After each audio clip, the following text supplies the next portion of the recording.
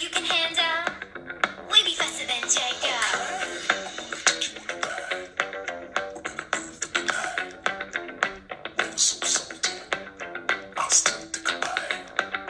We can take my Lambo. I'll put on a tight show.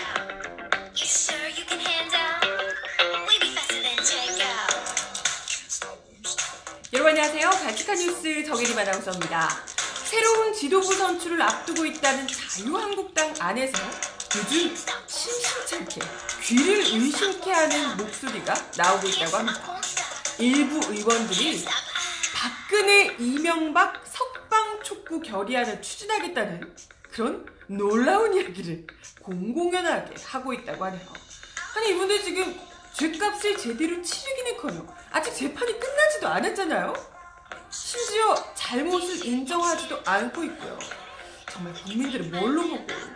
그러니까요. 이런 분들 그때 그냥 확실히 같이 그냥 다 같이 아웃 시켜버렸어야 하는데 총선 언제 오나요? 너무 멀다. 너무 멀게 느껴진다. 그죠? 오늘 발칙한 뉴스 이 혈압 돋는 이야기 함께 나눠볼게요.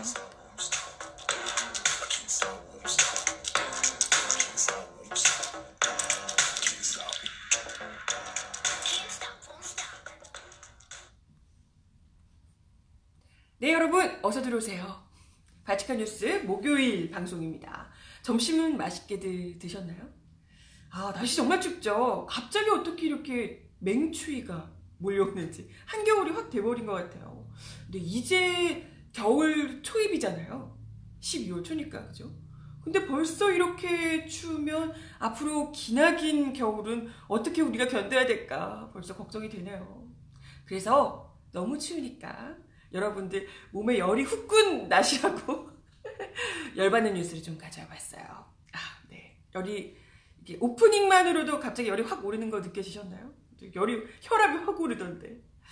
오프닝에서 잠깐 말씀을 드렸지만 지금 새 지도부 선출을 앞두고 자유한국당 내에서 지금 개파 간의 결합을 시도하고 있는 일부 의원들을 중심으로 박근혜, 이명박을 석방하자 이런 촉구 결의안을 내려고 추진 중에 있다고 합니다. 아직까지 합의란 건 아니고 추진 중이다. 이런 이야기가 심심찮게 들려오고 있다고 해요. 이 얘기가 나오는 배경은 대략 이런데요. 지금 아시다시피 자유한국당이 그 안에 개파 간 갈등이 굉장히 심합니다. 특히 박근혜 탄핵에 찬성하면서 자유한국당을 멋지게 탈당을 했다가 그래서 이제 바른미래당 갔다가 이렇게 했다가요.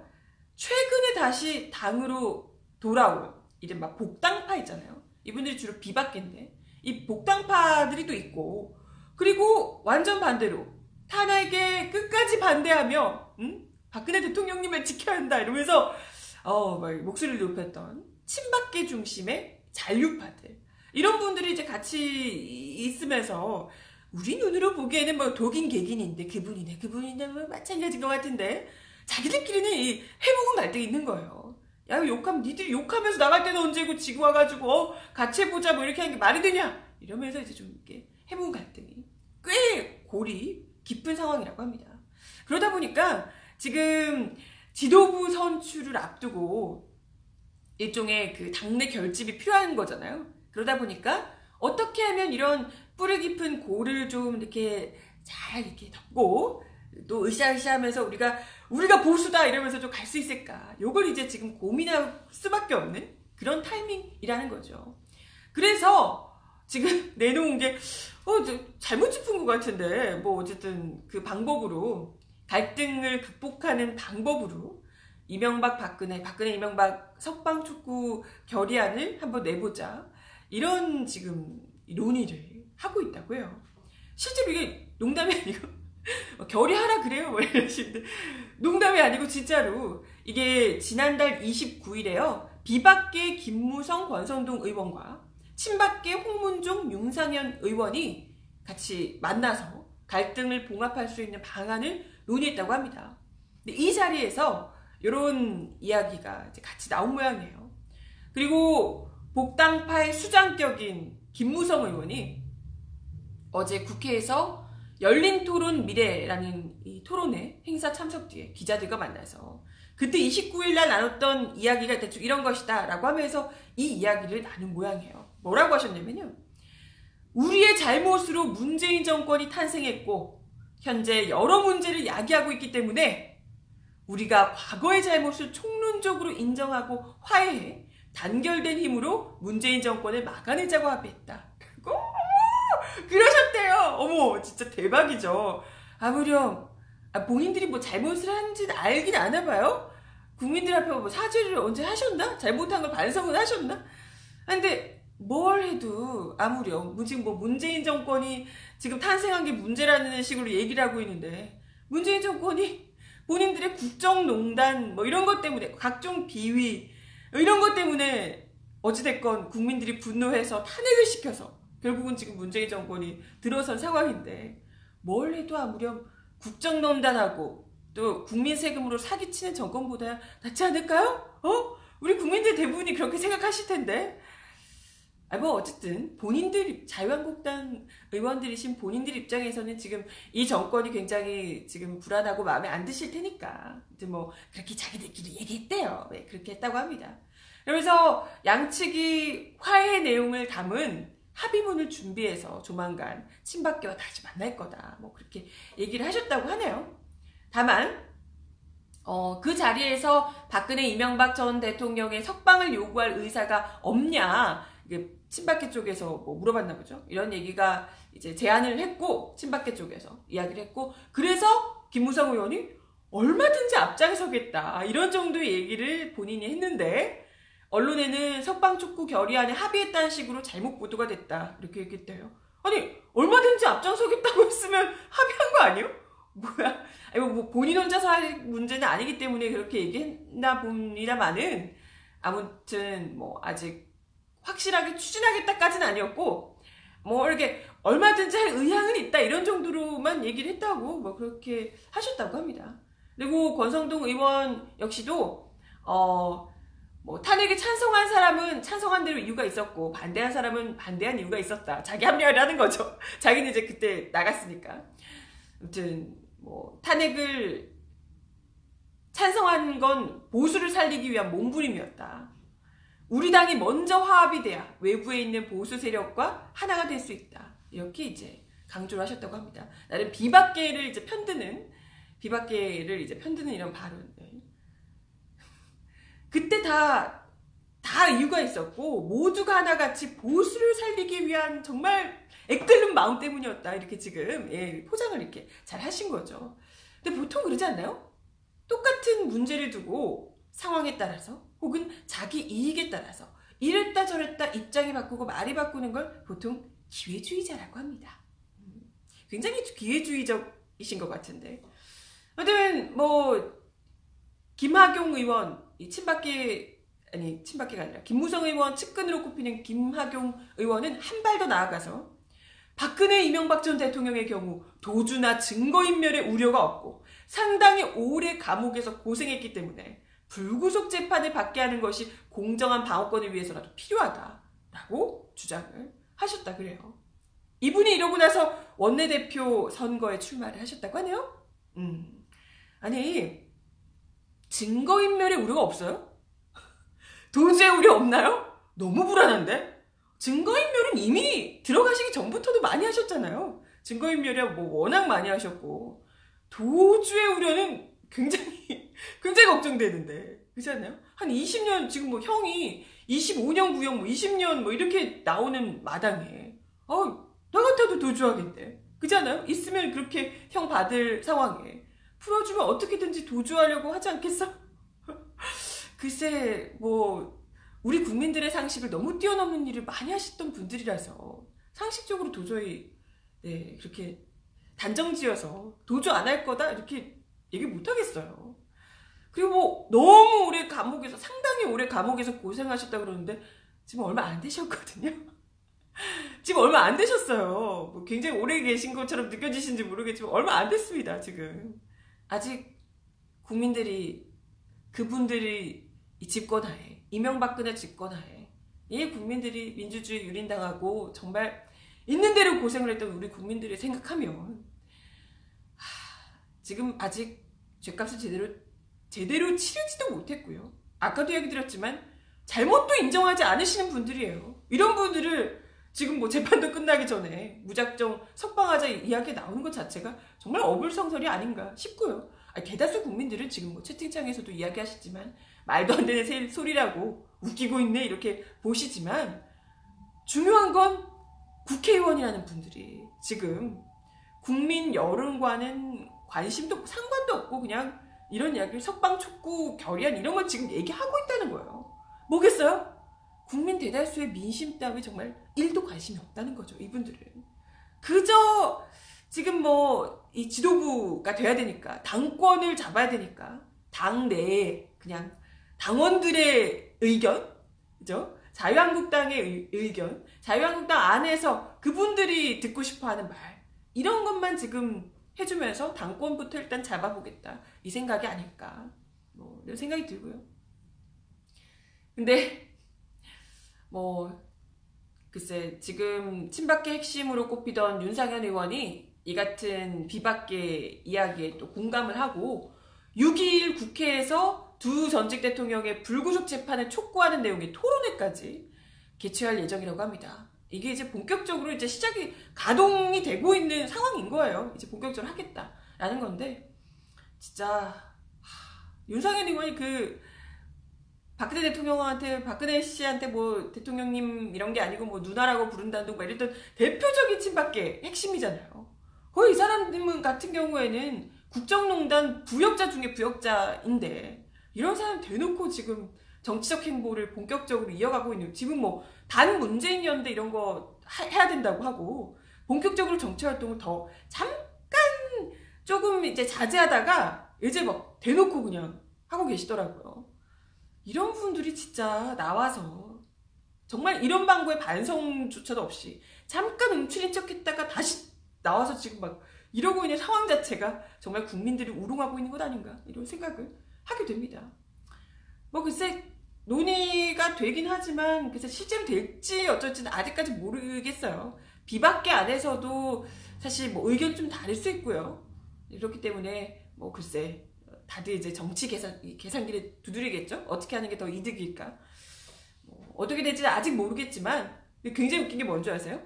친박계 일각에서 비박계가 지금 이제 약간 이렇게 고개를 하면서 같이 뭐 석방 결의안 내자 뭐 이런 얘기 내가 같이 하겠다 뭐 이런 얘기를 지금 하고 있는 건데 그런 비박계에게 너네 예전에 탄핵 찬성하고 나가지 않았냐? 탄핵 찬성하고 그러지 않았냐? 그것에 대해서 사과부터 해라. 이런 이야기를 굉장히 강경하게 내세우고 있다고 합니다. 이게 뭐겠어요? 이렇게 되면 이제 자유한국당 안에서는 완전 그냥 탄핵 시킨 것이 잘못된 것이고 탄핵을 찬성했던 사람들은 다 이제 잘못한 것이고 이런 이제 당의 아예 그냥 기조를 만들어버리겠다 이런 거 아닐까요? 진짜 뻔뻔함의 끝판왕이죠. 끝판왕. 국민들에게 탄핵된 거잖아요. 이 사람들은 국회의원이고 국민들이 선출한 국회의원이고 국민들에게 탄핵당한 정부인데 그것도 집권 여당이었던 자유한국당이 아직도 진짜 국민들 앞에 할 말이 없이 자진해서 배지를 떼야 되는 상황이었죠. 사실. 그런데 지금 뻔뻔하게도 그때 탄핵 찬성했던 사람들 사과라고 이런 얘기하고 있고 그러니까 뭐 이분들은 앞으로 국민들과 같이 갈 생각은 없으신 거죠? 응? 자유한국당 안에서 당권 잡고 끝나는 거 그냥 뭐 영영 그냥 국민들이랑 따로 가시면 되겠네. 지금 딱 보니까요. 그죠? 뭐 아예 국민들 민심을 조금도 생각하지 않으시는 것 같아서 하여튼 뭐 설령 정말 이분들 안에서 자기들끼리 박근혜 이명박 석방 촉구 결의안 이런 걸 도출한다고 해도 과연 국민들 민심이 그래서 뭐 자기들끼리 보수가 뭐 뭉쳐가지고 뭐 어떻게 한다고 해도 민심을 다시 얻어낼 수 있을까라는 것에서는 뭐 다들 얘기하시듯이 그게 과연 가능하겠냐라는 거예요. 근데 웃긴 게 지금 자유한국당 안에서 거의 원래 바닥이었던 지지율이 좀 올라서 지금 뭐 23%, 뭐 24% 이렇게까지 올랐다고 하더라고요. 그것도 참 놀라운 일인데 아무튼 그래서 굉장히 좀 고무된 기류가 흐르고 있대요. 본인들이 막 잘하고 있는 것 같은 막 이런 느낌이 막 드는 거죠. 그래서 오세훈 전 서울시장 복당, 뭐 향후 또 비상대책위가 인적청산하고 막 이렇게 하면서 침체된 분위기를 또 쇄신할 수 있을 것이다. 이런 기대를 하고 있다고 해요. 근데 계속해서 이런 식으로 그럼 뭐예요? 딱 이렇게 뭔가 반전을 하려고 해봤자 내놓는 게 지금 박근혜, 이명박 석방촉구 결의안 이런 걸 내놓는데 뭐 지지 기반을 다지기는 더 어렵지 않을까? 아니 사실상 그렇잖아요. 그때 이명박, 박근혜 구속하고 이렇게 했을 때 국민적 여론이 구속시켜야 한다는 여론이 어마어마했습니다. 그만큼 뭐 그동안 보수 진영에 있건 뭐 보수적인 편이건 이렇게 했던 분들도 합리적인 보수 이런 보수들조차도 지금 막 아직까지도 탄핵 반대 막 이렇게 하시는 분들 말고 정말 합리적인 보수 이런 분들도 다른 건 몰라도 그때 이건 박근혜 이명박 정말 잘못됐다 이렇게 생각하시는 분들이 상당히 많았다는 거죠. 이런 분들까지 해서 원래 지금 뭐 자유한국당에 대해서 비판적인 시각을 가지고 있었던 진보적인 국민들까지 해서 다 이런 국민들을 상대로 정말 이건 싸우자는 것밖에 되지 않기 때문에 뭐 글쎄 저는 알아서 계속 이렇게 하신다면 저는 굳이 말리지는 않겠어요. 네. 아니 저는 잘못됐다고 얘기는 드리지만 제가 또 이제 또 잘못 가는 걸 그대로 두고 보면서 뭐 말도 안 하고 지켜보기 좀 그렇고 잘못됐다고 이야기는 드리지만 뭐 굳이 말리진 않겠습니다. 아니 굳이 이분들이 갑자기 막 정신 차린 척하면서 막 이러는 게 더 무섭지 않나요? 뭐 무슨 속셈이야 이럴 것 같잖아요. 굳이 삽질 계속 하시는 건 전 말리지 않으려고요. 네. 뭐 한결같이 계속해서 민심 따위 아랑곳 없이 본인들이 그냥 뭐 가시던 길 계속해서 박근혜 이명박 석방하라 이런 거 대놓고 그냥 당 차원에서 외치시면서 정체성 제대로 보여주시고 이런 것도 뭐 전 나쁘지 않다고 봅니다. 자유한국당이 뭐 우리 국민들이 생각하는 자유한국당은 뭐 그런 정당이니까요. 네. 계속해서 그렇게 하시고 총선이나 빨리 왔으면 하는 이 상태 그대로 총선 빨리 왔으면 이런 생각이 듭니다. 뭐 잘 가시고 자유한국당 네 계속 그렇게 석방 촉구하시면서 잘 가시길 바라겠습니다. 네. 자유한국당 얘기하니까 갑자기 또 제가 열을 내다가 뭐 자유한국당이 이런 정당이 우리가 뭐 몰랐던 거 아니잖아요. 갑자기 변한 척하면 더 이상하니까 계속 이렇게 하셨으면 좋겠다 말씀을 드렸고요.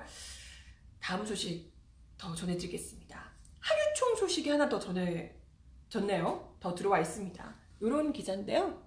한유총 유치원법 막으려 한국당 의원 쪼개기 후원 정황 이런 기사가 들어와서 참 발칙한 뉴스에서도 최근에 그 한유총과 자유한국당의 좀 지나친 그 밀착 관계 굉장히 좀 의심스럽다 이런 이야기를 제가 드렸던 바 있었습니다. 많이들 뭐 대체 이렇게 온몸으로 방어하는 이유가 대체 뭐냐 이렇게 다들 의심하셨죠?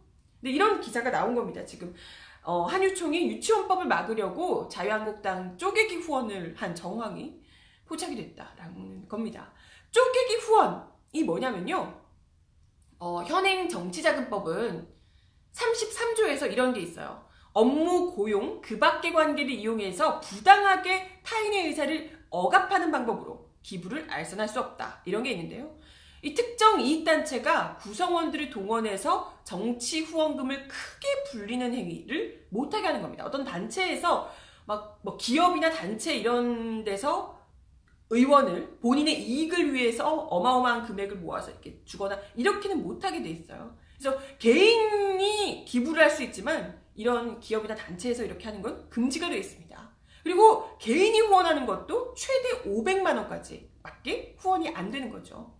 그래서 요걸 이거 불법을 이제 피하면서 불법이 아닌 법망을 살짝 피하면서 하지만 어떤 특정 정치인에게 본인들의 이익을 위해서 어마어마한 금액의 돈을 기부하고 싶을 때 일종의 로비죠. 이런 걸 하고 싶을 때 한 정치인 후원에 한 명당은 500만 원밖에 안 되니까 여러 명을 동원해서 투자를 하는 거, 기부를 하는 거. 이게 이제 쪼개기 후원이 후원이라고 해요. 쪼개기 후원이라고 합니다. 이제 당연히 불법이고요. 근데 이걸 보통 이제 쪼개기 후원을 통해서 이렇게 하는 경우들이 왕왕 있나 봅니다. 그런데 이 기사에 따르면요, 지난달 말에 한유총이 자유한국당 의원들을 대상으로 쪼개기 후원을 한 정황이 드러났다. 이게 포인트예요. 지난달 말에 한유총이 영남 지역의 한 산하분의 소속 유치원들에게 이모 자유한국당 의원의 후원 계좌로 20만원부터 100만원씩 후원금을 내라고 직접 요구했다는 겁니다. 이 기사에 나와 있는 사진 보이시죠? 네. 계좌번호까지 다 해서 이렇게 돼 있습니다.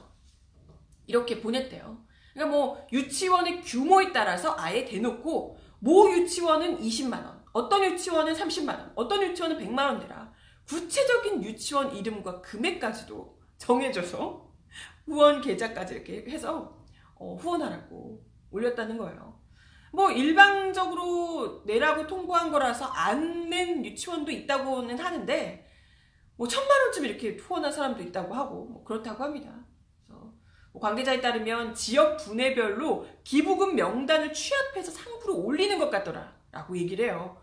그러니까 무슨 말이겠어요? 이게 다른 지역들도 비슷한 방식으로 쪼개기 후원을 해서 이렇게 하라고 동료를, 아니 얼마나 후원했는지 기부금 명단을 또 상부로 올리고 이랬다면 누가 했는지까지도 이제 뭐 확인하고 이랬을 가능성도 있는 거죠. 그리고 이 문자 메시지가 보내진 시기가 또 굉장히 놀라운데요. 유치원 3법 심사하느라 그 교육위원회 법안 심사 소위가 열렸던 날 기억하시죠? 3일, 지난 3일. 그때 바로 직전에, 그거 열리기 직전에 이러한 문자 메시지가 후원하라고, 네, 후원 기부금 각자 어느 유치원 20만원, 어떤 유치원 100만원 이런 식으로 문자 메시지가 보내졌다는 겁니다. 당연히 의심스러울 수밖에 없지 않겠어요?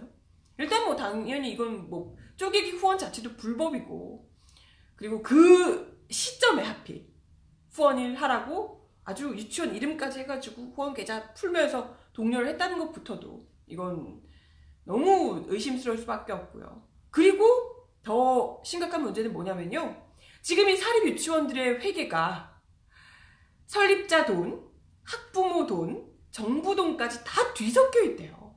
그럼 뭐겠어요? 이 사람들이 만약 후원을 냈어요.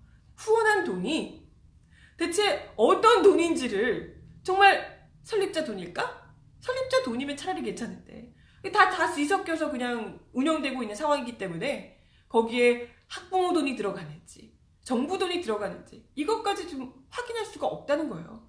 여차하면 그냥 정부에서 받은 돈으로 이렇게 기부금을 냈을 수 있다, 이런 얘기예요. 진짜 이건 이런 분들을 교육자라고 우리가, 네, 참, 아이들아 미안하다, 아이들아 사랑한다 이렇게 외치시며 유치원법 막으려고 막 그러시던데, 참, 이런 데다가 학부모 돈, 정부 돈 이런 거 다 뒤섞인 걸로 기부하라고 본인들 좋게 하는 법 통과시키기 위해서 이러고 있으니 이런 분들은 진짜 교육자라고 할 수 있을까요?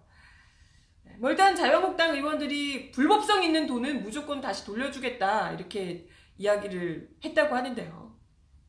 모르죠? 돌려주실지 어쩌지? 뭐 일일이 확인해 볼 수가 없으니 정말 다 돌려주실 수 있을지는 모르겠습니다. 불법이 아니다 이렇게 하실 수도 있고 잘 모르겠네요.